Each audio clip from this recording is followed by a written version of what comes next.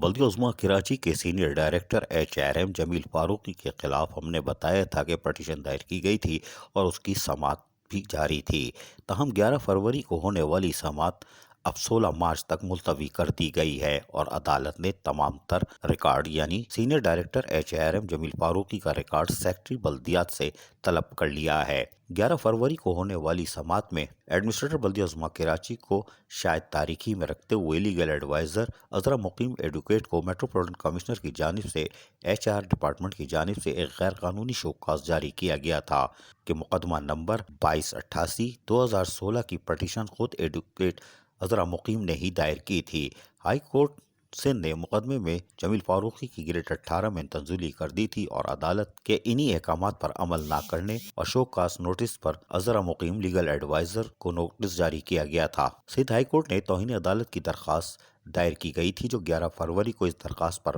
معزز عدالت نے حکم جاری کرتے ہوئے جمیل فاروقی کی گریڈ 19 میں ترقی کے خلاف سیکرٹری لوکل گورنمنٹ سے تحریری جواب طلب کر لیا ہے کہ آیا انہوں نے وزارت بلدیات کی اجازت سے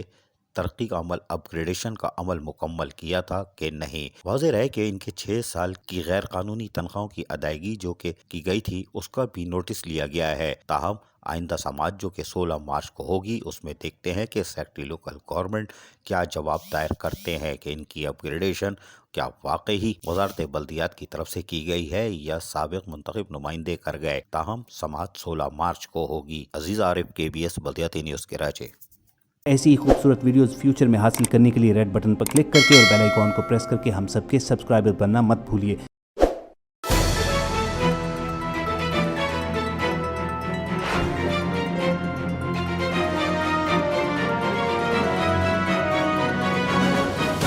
KBS بلدیاتی نیوز۔